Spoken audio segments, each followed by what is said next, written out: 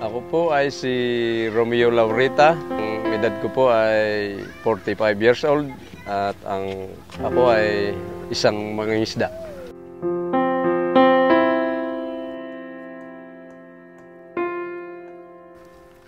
Nasa 15 taon na akong nangingisda dito sa Palawan.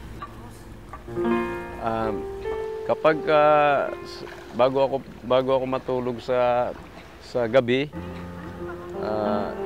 tinitignan ko yung dagat kung gaano siya kalaki. Ngayon, binabantayan ko yung pagliit niya. Gumigising ako ng minsan alas 12 ng gabi. Dinadala ko yung bangka ko doon sa may hibasan para para makalaot ako, hindi ako maabutan ng hibas dito sa tabi. Yung bahay kong tinitirahan ay hindi akin. Ako ay nangungupahan lang kasi unang-una wala akong pambili ng mga luti para tayuan ko ng bahay dahil masyadong mahal ng mga luti. Natutulog kami sa bahay namin na sa kabilang kwarto ay yung mga malalaki kong anak. Sa kabilang kwarto naman kasama namin yung maliliit naming anak. Sa sahig lang kami talaga natutulog.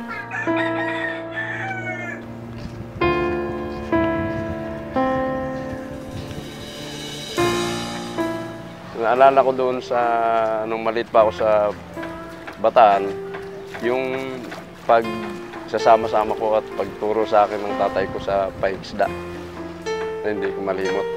Oo, masaya ako na kasama ko yung tatay ko kasi ang tinuturo niya sa akin na kung paano ako mabuhay sa paingisda kapag ako hindi nakatapos mag-aral.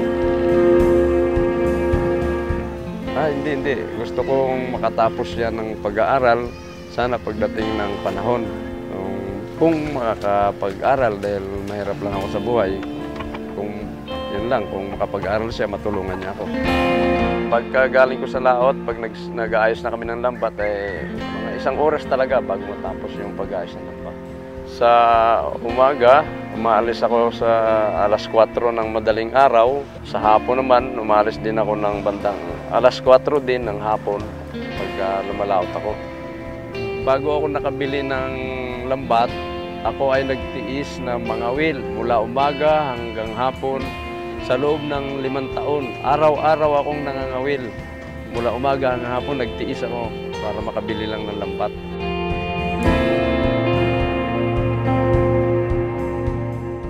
Kaya ako umiigib doon sa labas ng tubig dahil dito sa amin walang tubig, walang balon.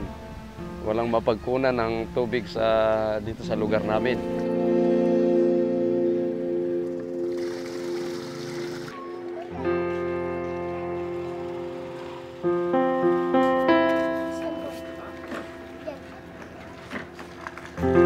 Ako ay mayroong alagang manok. Yung alaga kong manok ay ipinagbibinta ko sa mga mahihilig sa sabong kapag yung manok ko ay nagustuhan nila.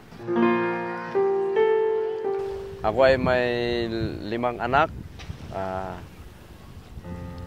na babae, 1 lalaki, bali 7 kaming lahat sa aming pamamahay, kasama yung aking asawa. Kaya marami akong anak dahil gusto naming magkaroon ng anak na lalaki. Kasi yung mga anak namin puro babae. Yung gusto namin magkaroon ng lalaki kahit paano, kahit isa lang. Kasi kaya minimiti namin na importante sa amin magkaroon ng anak na lalaki dahil isa ito na kapag dumating ang panahon na matanda na ako, ito ay makakatulong sa akin sa paghahanap buhay. Kasi lalaki siya, malakas.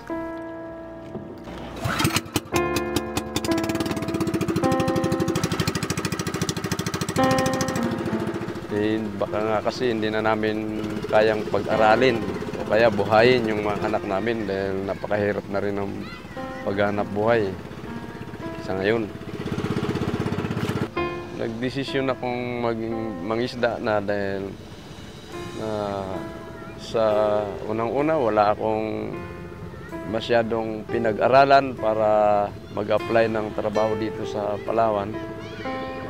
Nag-decide na lang ako mangisda dahil ito ang naisip kong madali kong mapagkunan para magkaroon ako ng pangbili ng pagkain ng pamilya ko. Gusto niya yun, makatapos talaga siya ng pag-aaral para matupad niya yung pangarap niyang makapunta siya sa ibang lugar, makapag-business siya. Yung haba ng lambat ko na yan ay nasa 1,500 metro ang haba ng aking lambat. Ang katulong ko lang sa pag-aayos ng lambat ko, pagsisinsay, ay yung business ko ngayon kung ang asawa ko ay medyo maraming ginagawa. Ako na lang mag-isang nagsisinsay ng lambat. Nakilala ko yung asawa ko dito sa Palawan nung ako ay magbakasyon dito. Nagkita kami dito, minsan dito sa area na to, mayroong sayawan. Nagkakilala kami. Yung lambat ko, bago ko i-area sa hapon yan, kinakailangan yung araw ay makalubog muna sa bundok dahil para madilim na bago dumating yung lambat ko sa ilalim.